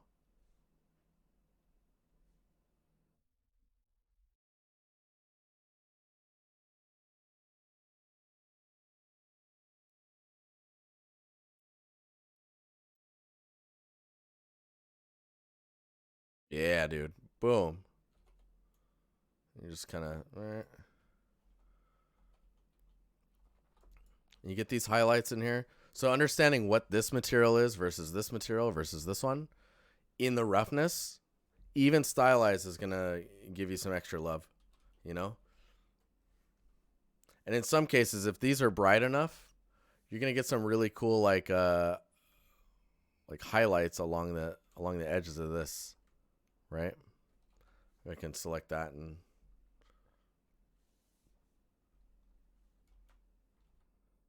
blur it a little bit.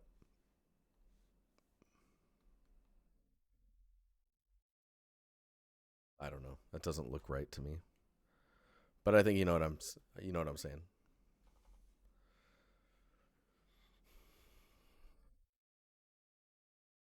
Not just emissive. Yeah, bloom is a post processing effect, right? So it's gonna grab the brightest pixels or the range that you're saying. Um, it's gonna make those that range bloom. So you may have to control like where that's happening, but don't be afraid to do it in post as well. Because dude, you have some nice silhouette work going on here too.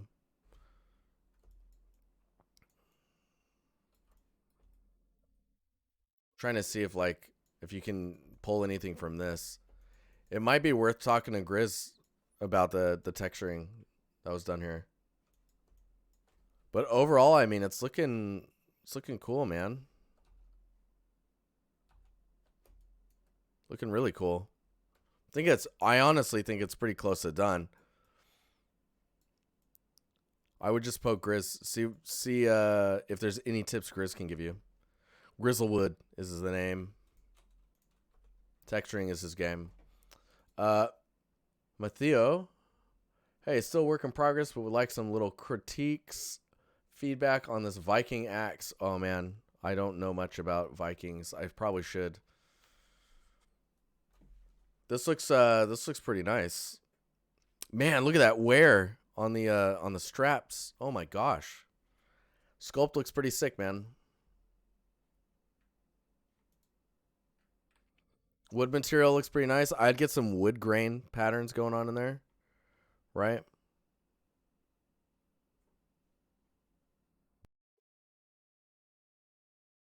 Dude, students can make some of the best stuff. Is it not late to post my stuff for critique? It's I do need to end now.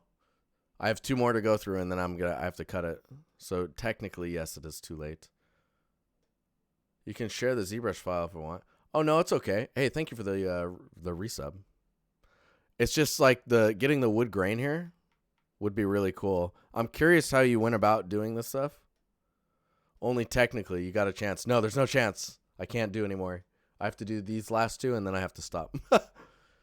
But you should post it in the critiques on the server because everyone on that server is like raring to go when it comes to feedback. And they're all very good, in my opinion. There's an edge here you might want to look at. And depending on what type of material this is, might depict how it chips. So just...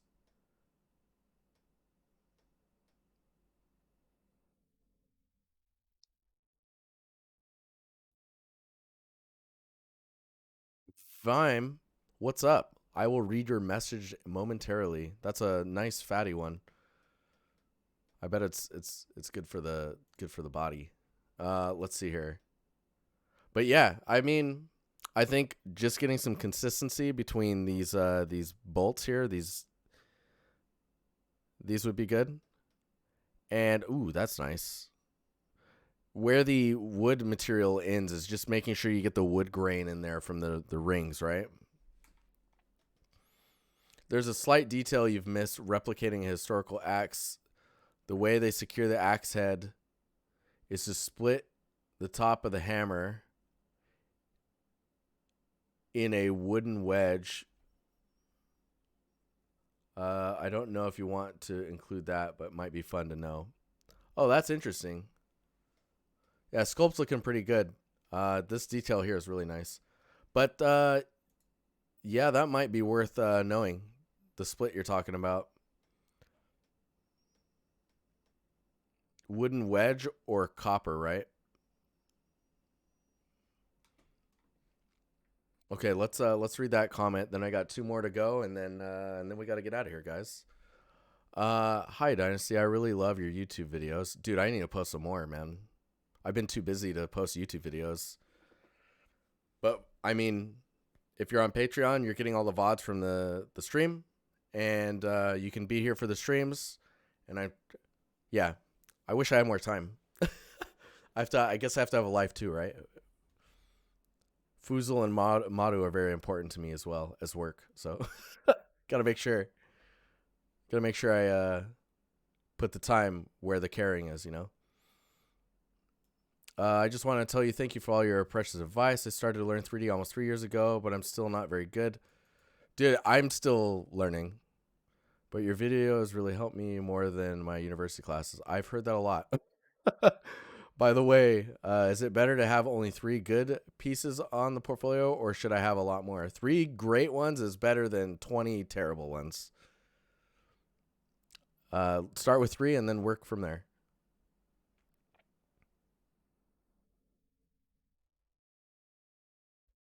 What's up?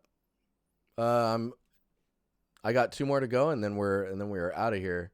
Hope I'll be able to arrive home in time. Let's see if Joel timed it right.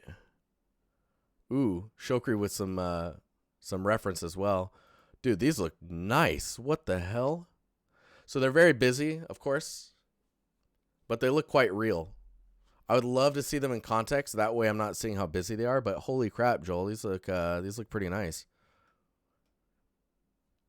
The grout in the inside area being so white, I don't know if I've seen that before. That might be throwing us off a little bit, but it could literally be that. Is there if you have reference for this, feel free to link that either in this post or somewhere. Yeah, the render presentations from you guys in general on the November 2021 stuff has been really cool.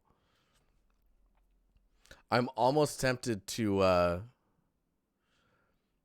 so you know on ArtStation if you do this #Dynasty on your post, there's a way to filter out all that stuff, right? Let me see if I can. You can filter out based off of that. Where is it at?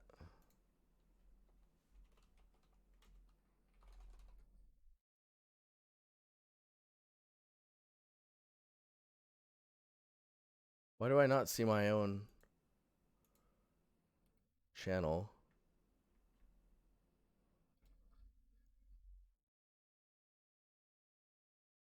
Why is it so difficult? Because I thought I'm already following it. There it is. So if I click this, yeah, you can see there's materials here, right? The November stuff. If you add that little tag on there, maybe I'll go through these. Oh my God, the Emperor Discovery. That's amazing. Okay, sorry. Focus. These look great though. I don't have any feedback on them. They're very busy, so seeing them in context might help. Bray, what's up, man? Just did this November and particularly proud of the forms and colors. This looks pretty cool. Gonna be honest. Yeah, this looks awesome. To give you some directionality for critiques, maybe I'd ask what you think about my presentation and the material and how you might be able to push it further. Oh man, when it's flattened out, it looks really good. Like it looks pretty good on this, but here it looks pretty cool.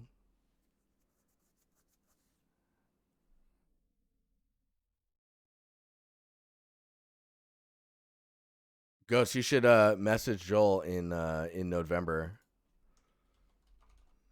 Ghost detector pinging you in that chat so you can get in there. This is pretty cool. I think where it's breaking down is the roughness. And then the cloudiness of the eye. Of these eyes, they're a bit cloudy, right? But if you can push the complexity of the roughness just a little bit further, so there's areas where it's pretty slimy and smooth, and then areas where that sliminess kind of adds a little bit more complexity. There's also quite a bit of lack of color, which maybe is implied because of the oldness of it, you know?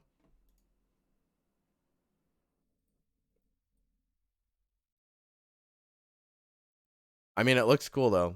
Let's see if we can yeah, that's pretty sick. I'm just going to go way outside here. There we go. Let's just no. There it is. Just want to see what it looks like on the ooh. I'll be honest, like some more bruising and greens and purples in there looks pretty intriguing.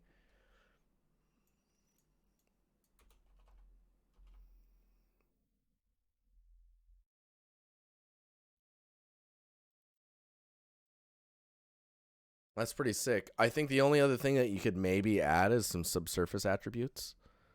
So that from a glancing angle in a nice render, you can see like the light kind of absorbing into the fleshy bits.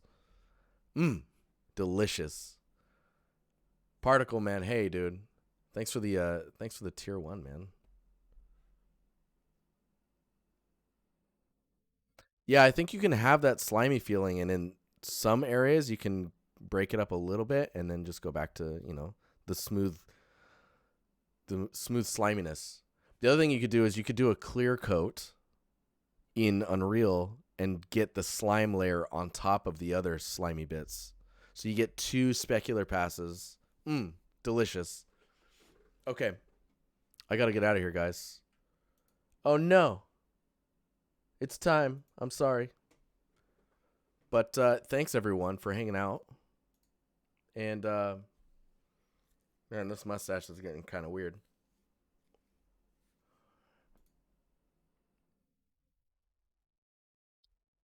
But yeah, thanks again, everyone. And I'll see you on Monday, where we will continue to focus. Actually, next week is portfolio reviews again, because we offset because of the cold and all that stuff. So I guess I'll talk to you guys later. And have a good weekend. Be safe tomorrow. Fridays get a little crazy sometimes. And yeah. Okay. Let me get some music on here. And I will we'll get something. Yeah, this is a good one. All right. Peace, guys. Have a good weekend.